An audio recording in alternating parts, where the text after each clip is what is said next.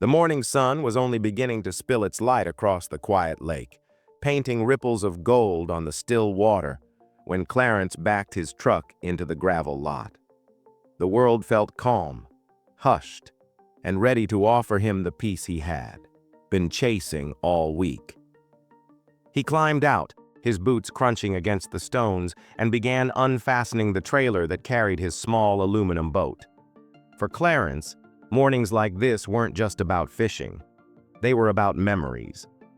His late father had once stood on these very shores, showing him how to cast a line, how to be patient, and how to find serenity in silence. But the silence didn't last. Sharp footsteps broke the morning calm, rapid and heavy, as if they belonged to someone who owned the earth beneath them. Clarence turned to see a woman in her 50s, shoulders squared like a soldier, clipboard tucked under one arm as if it were a badge of authority. Her lips were tight, her sunglasses perched on her head even though the sun barely kissed the tree line. She didn't greet him, didn't smile. Her first words were cold, clipped, and cutting. "You can't park that here." Clarence blinked, almost amused by the audacity. He greeted her softly with a "morning," but she wasn't interested in pleasantries. She stepped closer, her shoes digging into the gravel as she announced she was on the HOA board. "This lot is for community residents only. You're not on the list of approved users. The lake is for the Mayfield Hills Fishing Club. You're trespassing." Clarence straightened, studying her face, her posture, the invisible wall she had already built between them. He noticed it in her eyes, the judgment, the quick conclusion she had already reached about him. He told her calmly that he'd fished here many times, never had a problem. Her response was swift, laced with condescension. "Well, you have a problem now." He asked her name and she snapped it like it should mean something. Teresa Holcomb. When he gave his, Clarence Rucker, she scribbled it onto her clipboard as if logging evidence for some imaginary case file. She talked about rules, regulations, and people leaving trash. She never said it outright, but Clarence heard what she meant. It wasn't about trash. It was about him, about what she assumed when she looked at him. A man with dark skin, standing by a lake she believed belonged only to her circle. Clarence remained calm, though a quiet fire stirred in his chest. "Are you sure you want to push this?" he asked evenly. Teresa scoffed, her laugh shrill and unkind. "Is that supposed to intimidate me? Do you even know how long I've lived here?" Clarence didn't flinch. His reply was quiet but piercing. "Do you know who purchased this lake 3 years ago? Who maintains it, pays taxes on it, and signed off on your fishing club's access in the first place?" For a flicker of a moment, Teresa's expression cracked. Doubt flashed in her eyes before she buried it under arrogance. "You're bluffing." But Clarence wasn't bluffing. He clipped his line back onto his boat, nodding once before stepping away. "Do what you have to do." She smirked already, plotting her next move, but she had no idea she had just challenged the one man she could never control. By mid-morning, Clarence was on the water, drifting peacefully, the reeds whispering against his boat as he cast his line. The air was cool, the lake pristine, but it didn't take long before the sound of a golf cart broke the stillness. He looked toward the dock, and there she was again, Teresa, this time with backup. A man in a windbreaker sat beside her, a radio clipped to his belt, his youthful face uneasy as though he wasn't sure what he'd signed up for. Teresa's voice carried over the water, sharp and booming. "Clarence Rucker, this is your final warning. You are in violation of HOA regulations. Leave immediately." Clarence turned, reeled in his line, and greeted her calmly as though she hadn't just shouted across the lake like a sheriff in a western. He asked her if the man beside her had a badge or just a walkie-talkie. Teresa stiffened, refusing to acknowledge the insult. But Clarence knew the truth. The authority she clung to was a house of cards. The young guard stepped forward, his voice cautious. "Sir, are you a resident?" Clarence shook his head. "No, I'm fishing." The guard's tone hardened slightly. "Then I'll have to ask you to come ashore." Clarence leaned back, his voice carrying firm but steady across the water. "You ever hear of Crescent Holdings? They bought this land and the lake 3 years ago. I'm the sole trustee, which means, son, I own this lake." Teresa's laugh rang out again, high-pitched and mocking. "You expect us to believe that?" Clarence shrugged. "Don't care if you do. The paperwork's at the county recorder's office. Public record. You can look it up right now." The security guard shifted uncomfortably, glancing between Teresa and Clarence, his doubt growing. Clarence, never raising his voice, added, "I'll show my identification to a deputy when they arrive. That is who you called, right?" The young guard didn't answer, but his silence told the story. Teresa, red-faced and trembling, tried again to cling to control. "That lake has been part of this community for decades. Just because some trust bought it doesn't mean you get to come in here and disrupt our peace." Clarence's reply was quiet, calm, but final. "I didn't disrupt anything. You came to me." That afternoon, when Clarence finally packed his things and drove home, the sun bore down heavy on the cab of his truck. The silence was thick, but not empty. Inside him, something stirred, not anger, but a quiet resolve. At home, he poured himself a glass of tea and stared at an old photo of his father holding a fish at the same lake, smiling like he'd caught the world itself. Clarence whispered softly, "You'd have handled her better than I did, Dad." But his father had always taught him something. Peace was worth protecting, and dignity was worth standing for. He pulled out a folder marked Mayfield Lake. Inside were documents, deeds, agreements, signatures.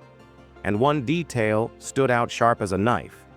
The HOA had never renewed their fishing access. For nearly a year, they had been using his lake without permission. Clarence sat back, lips pressed into a thin smile. Guess they forgot who they were dealing with. Before long, he was dialing a number. An old attorney friend.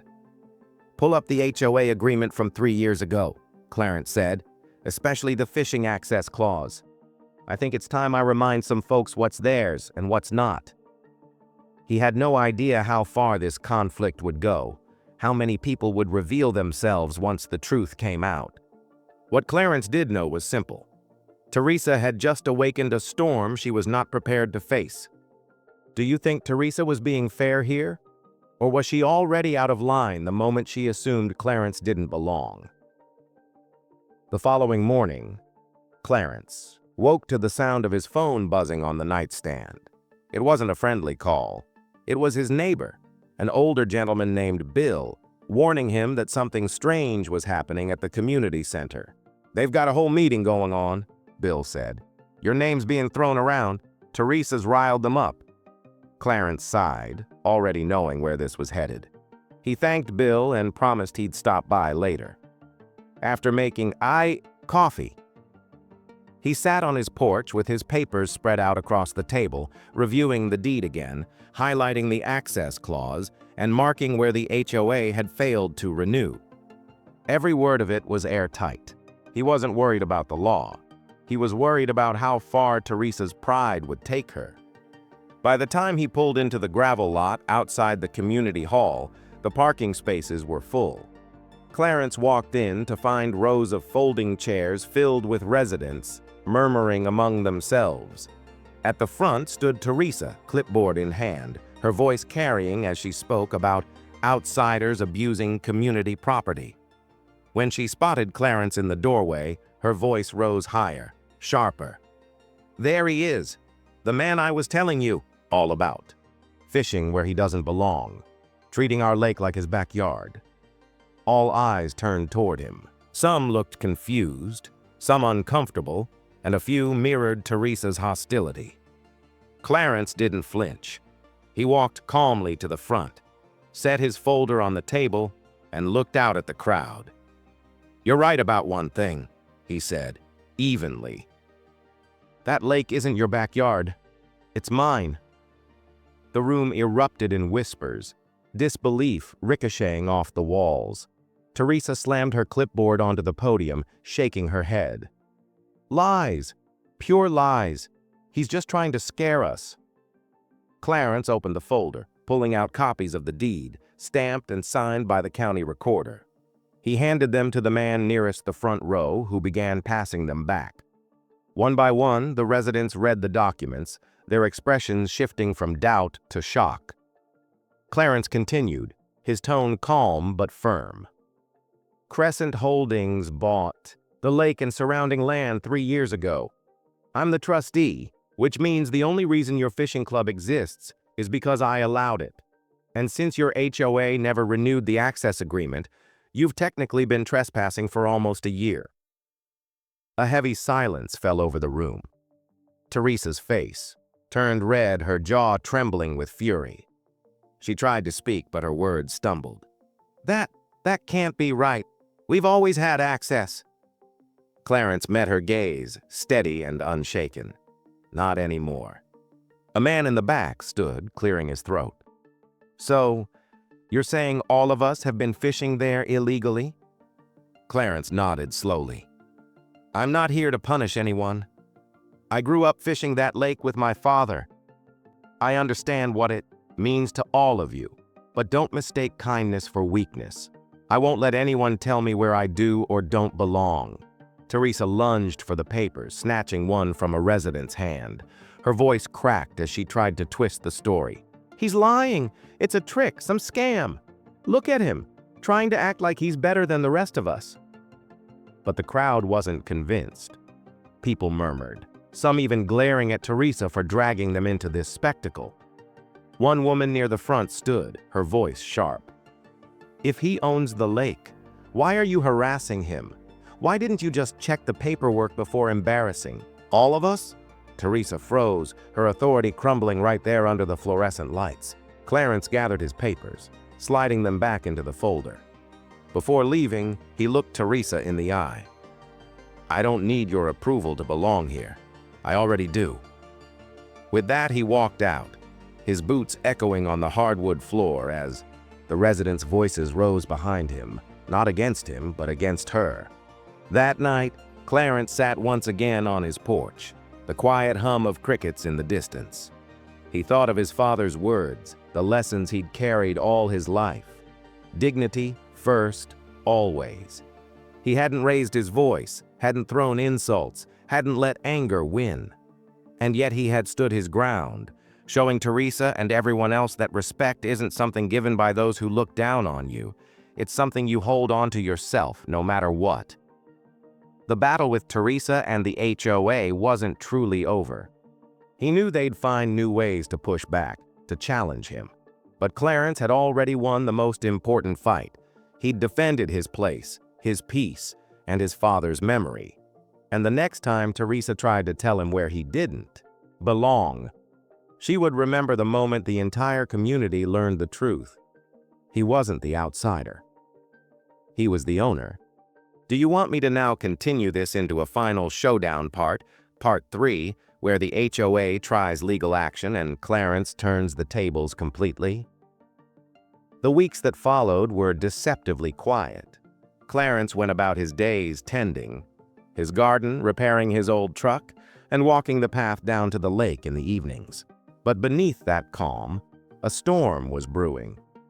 One morning, a thick envelope arrived in his mailbox, stamped with the name of a local law firm.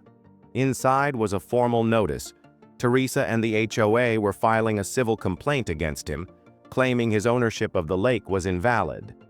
They alleged fraud, misrepresentation, and demanded an injunction that would strip him of access.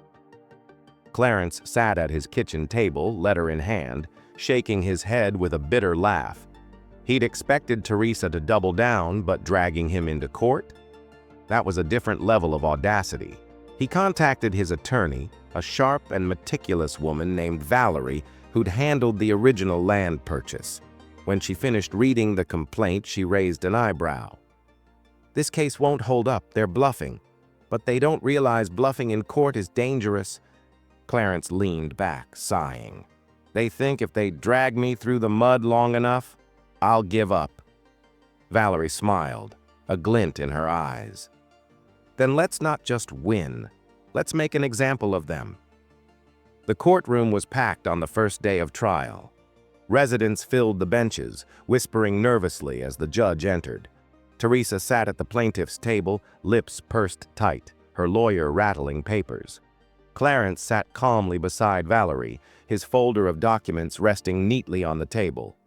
The HOA's lawyer began with a fiery statement, accusing Clarence of exploiting loopholes, of usurping a community treasure.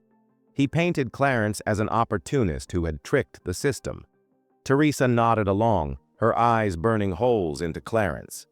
When it was Valerie's turn, she rose with deliberate calm. "Your Honor," she began, "this case isn't about fraud, it's about pride. My client legally purchased the property in question 3 years ago. The plaintiffs had every chance to renew their access agreement. They chose not to. And now that the truth has come to light, they want to rewrite history." She lifted a binder filled with certified deeds, maps, and county records. "The law is clear. The property is his. What this HOA is doing isn't justice. It's harassment." The judge leaned forward, studying the documents as Valerie laid them out piece by piece. Certified deeds, tax receipts, expired contracts bearing the HOA's own signatures. Each one dismantled the plaintiff's case like bricks pulled from a crumbling wall. The murmurs in the gallery grew louder with every page. At one point, Teresa couldn't contain herself. She stood abruptly, pointing a finger at Clarence. "He doesn't belong here. He's ruining everything." The judge's gavel slammed down. "Sit down, ma'am, or I'll have you removed." The courtroom fell into a tense silence. Clarence never moved, his calm composure a sharp contrast to Teresa's unraveling fury. After 2 days of testimony, it became painfully clear. The HOA had no case. Their claims of fraud dissolved under the weight of legal records. Their lawyer tried to pivot, to paint Clarence as unreasonable for not granting access, but Valerie cut through it with precision. "Kindness is not a legal obligation. My client allowed this community access for years without trouble. But when he was harassed, disrespected, and dragged into this courtroom on baseless charges, he had no reason to extend that courtesy further." The judge delivered his ruling swiftly. Ownership of the property is confirmed. The complaint is dismissed with prejudice. Furthermore, the HOA is ordered to cover the defendant's legal costs. A collective gasp echoed through the room. Teresa's face crumpled, her authority shattered. Clarence simply nodded, offering a quiet thank you to the judge before standing. As he walked out of the courthouse, residents trailed behind, some approaching him with apologies, others with gratitude. A few admitted they'd never questioned Teresa's leadership until that day. Clarence listened, accepted their words, but never gloated. He wasn't interested in revenge, he just wanted peace. That evening, Clarence returned to the lake. The water glistened in the fading light, just as it had when he was a boy. He cast his line, the ripples spreading wide, and felt a wave of calm settle over him. His father's voice echoed in his mind. "Respect yourself and others will follow. And if they don't, you still keep your dignity." Clarence smiled, knowing he had honored those words. The HOA had tried to strip him of belonging, of dignity, of peace. But in the end, the truth stood taller than their prejudice. He hadn't just defended a lake. He had defended the idea that no one, not a committee, not a title, not even an entire community, has the right to decide who deserves respect. So tell me, if you were in Clarence's shoes, would you have forgiven the community or closed the lake forever? And remember this, sometimes standing your ground isn't about fighting for property. It's about fighting for dignity, for peace, and for the truth that no one can take away from you. If you found Clarence's story inspiring, make sure to like this video, share it with someone who needs to hear it, and subscribe for more stories that remind us of the power of resilience and respect.